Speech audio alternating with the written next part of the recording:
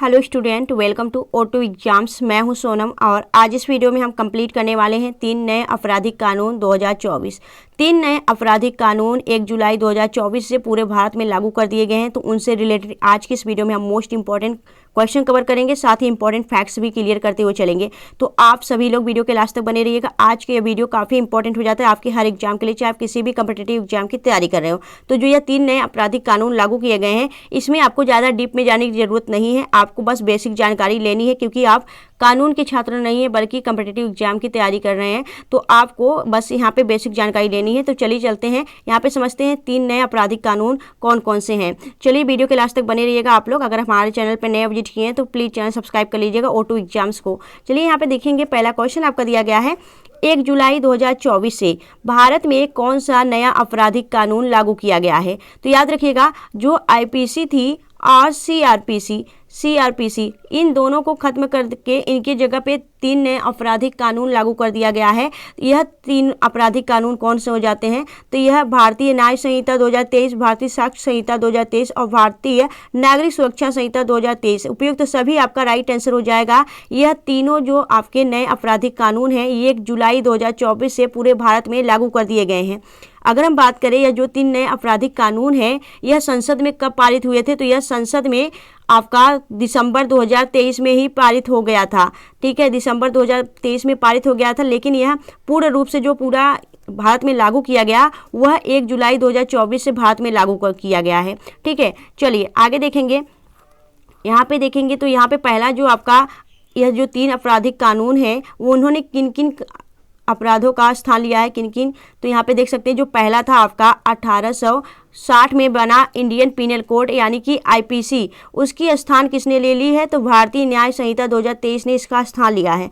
वहीं 1898 में बने CRPC की जगह किसने ले ली है? तो CRPC की जगह ले ली है भारतीय नागरिक सुरक्षा संहिता 2023। और 1872 में बने इंडियन एविडेंस कोड की जगह किसने ले ली है? तो यह भारतीय साक्ष्य संहिता 2023 ले ली है। तो यह 3 नए आपराधिक कानून अब नए हो चुके हैं। याद रखिएगा, यह अंग्रेजों के ज़माने के जो बने थे कानून, उनको बदलकर भारत के अब नए कानून लागू हो चुके हैं 1 जुलाई 2024 से। चलिए आगे देखेंगे। यहाँ पे अगला क्वेश्चन आपका दिया गया है 3 नए आपराधिक कानून विधेयक भारतीय न्याय संहिता 2023, भारतीय साक्ष्य अधिनियम 2023 और भारतीय नागरिक सुरक्षा संहिता 2023 लोकसभा में कब पारित किया गया था? तो यहाँ पे राइट आंसर हो जाएगा 20 दिसंबर 2023 को यह लोकसभा में पारित किया गया। वहीं राज्यसभा में यह कब पारित किया गया? तो राज्यसभा में यह 21 दिसंबर 2023 को पारित किया गया था। और राष्ट्रपति ने इस पर साइन कब किया था? तो राष्ट्रपति ने इस पर 25 दिसंबर 2023 को साइन किया था।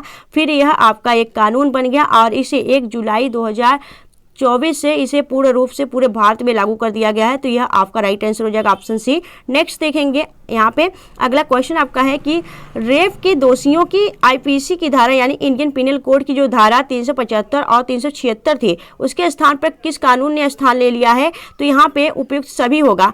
इसकी जगह पे जो यह बलात्कार से संबंधित कानून हो जाता है, धारा हो जाती है, तो यह आपका भारतीय संहिता न्याय संहिता 2023 की धारा 63 ने ले ली है। जो 375 था 376, इसके स्थान पे अब 63 लागू हो जाएगा धारा। और भारतीय न्याय संहिता जो 2023 की धारा है 64 में यह बोला गया है कि जो यह आपका अपराधिक है उनको अधिकतम आजीवन कारावास या फिर न्यूनतम 10 वर्ष की कैद का प्रावधान किया गया है। वहीं भारतीय न्याय संहिता 2023 की धारा 70 में यह बोला गया है जो आपका सामूहिक बलात्कार है उसको बताया गया है। तो यह सभी आपके उपयुक्त सभी राइट आंसर हो जाएगा आपके जो बलात्कार के दोषी हैं उनके लिए। तो यहाँ पे ऑप्शन डी राइट आंसर हो जाएगा।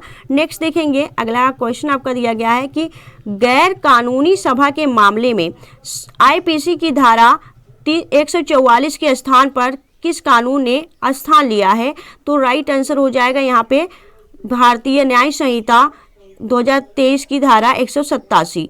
ठीक है, 187 ने IPC की धारा 144 का स्थान ले लिया है। 144 में यह बोला गया था कि किसी भी किसी भी सामूहिक बैठक नहीं कर सकते हैं, सामूहिक जनसभा को नहीं कर सकते। इसके रोकने के लिए आपका 144 जो धारा था उसे लागू कर दिया जाता था। आप देखे होंगे कि जब आपका चुनाव की चल रहे होते हैं आपके चुनाव, तो 144 लागू कर दिया जाता है। तो इसमें इसी को बताया गया, अब 144 की जगह धारा 187 काम करेगा। नेक्स्ट देखेंगे आगे, अगला क्वेश्चन आपका दिया गया है, हत्या के मामले में आईपीसी की धारा 302 के स्थान पर किस नए कानून को जगह मिली है?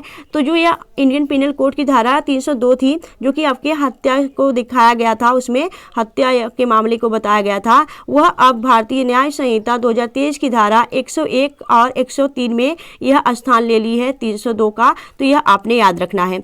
नेक्स्ट देखेंगे, अगला क्वेश्चन आपका दिया गया है, मानहानि के मामले में आईपीसी की धारा 499 और 500 के स्थान पर किस कानून ने स्थान लिया है? तो राइट आंसर हो जाएगा यहाँ पे भारतीय न्याय संहिता 2023 की धारा 356 ने स्थान ले लिया है। तो कुछ जो आपके इंडियन पिनल कोड के धारा थे उनको चेंज करके अब यह भारतीय न्याय संहिता की धारा नई जोड़ दी गई है।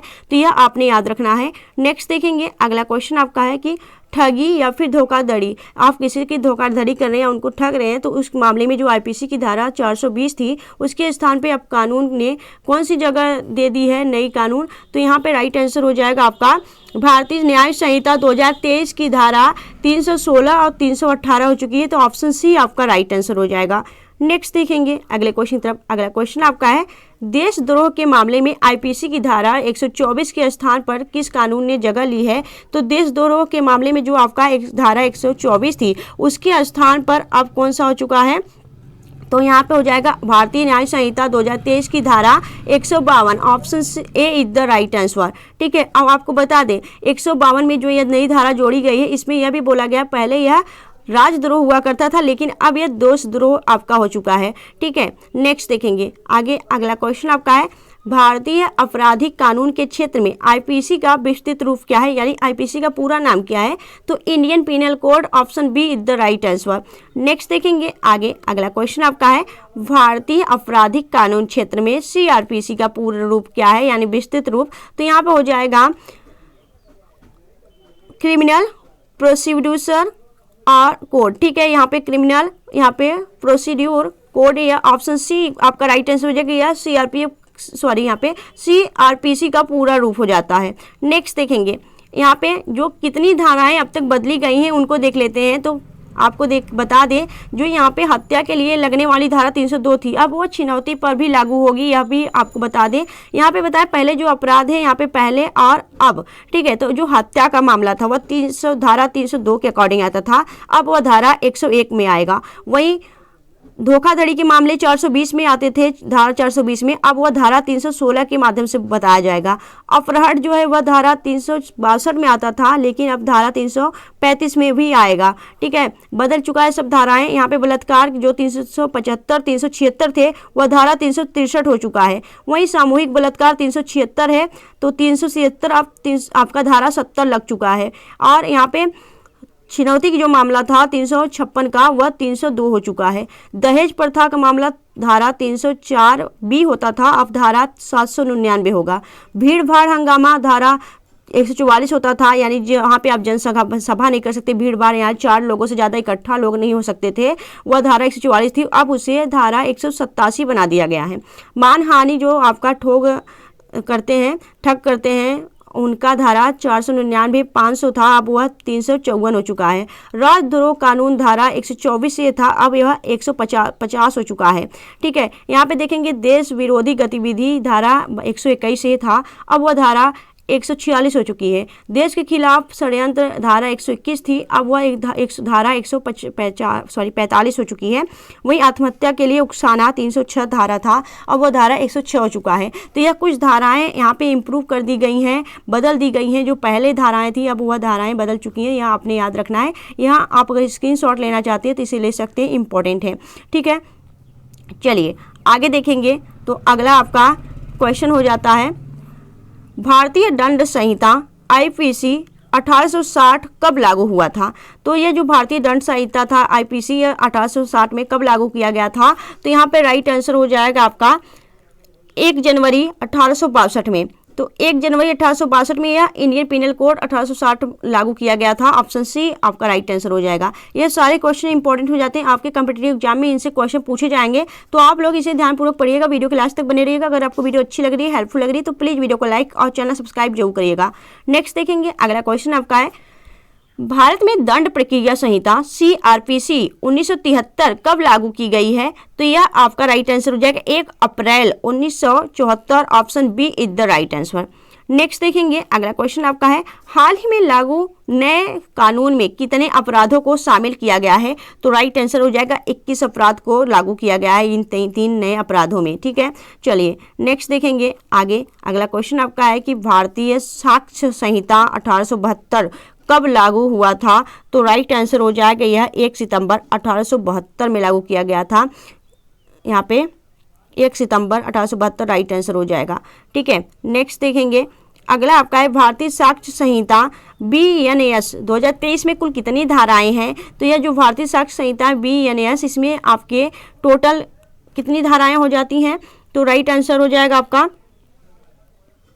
531 धाराएं होंगी। ठीक है, यहाँ पे 531 लिखिएगा,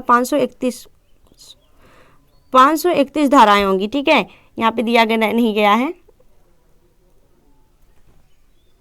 1 मिनट, यहाँ पे नहीं, ये जो है आपका BNS है, भारतीय साक्ष्य संहिता BNS 2023 में कुल कितनी धाराएं होंगी? तो यहाँ पे हम बता रहे हैं आपको, यहाँ पे देखेंगे जो ये आपका भारतीय साक्ष्य संहिता BNS 2023 है, इसमें धाराएं आप 358 है। पहले जो IPC की धारा थी उसमें आपके 511 धाराएं थी, लेकिन अब इसमें क्या होगा, 358 ही धाराएं हैं। ऑप्शन बी आपका राइट आंसर हो जाएगा। नेक्स्ट देखेंगे, अगला क्वेश्चन आपका है कि भारतीय नागरिक सुरक्षा संहिता BNSS 2023 में कुल कितनी धाराएं हैं? तो इसमें 531 धाराएं होंगी। ठीक है, नेक्स्ट देखेंगे आगे। अगला क्वेश्चन आपका दिया गया है, भारतीय साक्ष्य अधिनियम BSA 2023 में कुल कितनी धाराएं होंगी?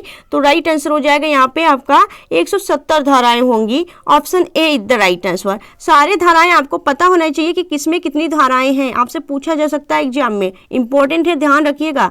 चलिए आगे देखेंगे, अगला क्वेश्चन आपका है कि नए आपराधिक कानून को लेकर निम्न में से कौन सा कथन सत्य है? तो राइट आंसर हो जाएगा उपयुक्त सभी।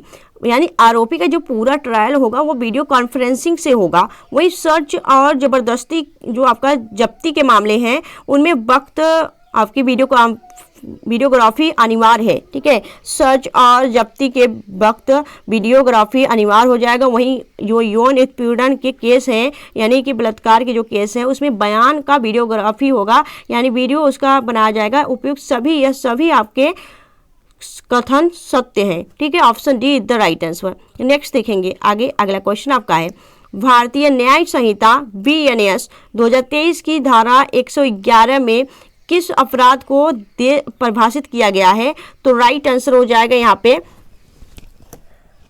पे लिखा गया आपका राइट आंसर संगठित अपराध, इसको शामिल किया गया। जो यह आपका BNS की धारा 2023 में 111 शामिल किया गया है। 111 के अकॉर्डिंग यह आपका संगठित अपराध है। संगठित अपराध के मामले में कौन कौन से मामले आते हैं आपको बता दें।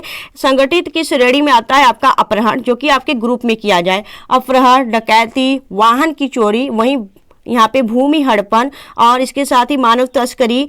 ठीक है, यह सभी जुर्म आपके संगठित अपराध में शामिल है। ठीक है, और यह धारा 111 के अकॉर्डिंग आएगा, यह आपने याद होना चाहिए। नेक्स्ट देखेंगे आगे। अगला क्वेश्चन आपका दिया गया है, भारतीय न्याय संहिता BNS 2023 की किस धारा में भारत की अखंडता, एकता, संप्रभुता, सुरक्षा और आर्थिक सुरक्षा को खतरा पैदा करने में आतंकवादी की श्रेणी में रखा गया है? यानी कि भारत को एक तरह से खतरा में देखने के लिए अखंडता, उसकी अखंडता खत्म हो रही हो, या संप्रभुता, या फिर आर्थिक सुरक्षा खत्म हो रही हो भारत की, तो उसमें किसमें रखा गया, किस श्रेणी में? आतंकवाद की श्रेणी में। तो यह आपका राइट आंसर हो जाएगा धारा जो है 113, धारा 113 में रखा गया आतंकवाद। यहाँ पे आतंकवादी जो कार्य हैं, जो अपने भारत के खिलाफ हो रहे हैं, आतंकवादी कार्य, अपराध को पेश किया गया आपके धारा 113 में। तो आतंकवादी कार्य इसमें शामिल है धारा 113 में। तो यह सारे इंपॉर्टेंट आपके धाराएं थे जो कि आपको जानना काफ़ी इंपॉर्टेंट था। तो यह आपके कम्पिटिटिव एग्जाम में इनसे संबंधित क्वेश्चन पूछा ही जाने वाला है, तो आप लोग इसे पहले से प्रिपेयर कर रखिए। और यह आज की क्लास आपको कैसी लगी आप हमें कमेंट सेक्शन में कमेंट करके जरूर बताइएगा। और मिलेंगे हम नेक्स्ट वीडियो में ऐसी बेस्ट कंटेंट के साथ। तब तक के लिए bye bye and thanks for watching, keep smiling.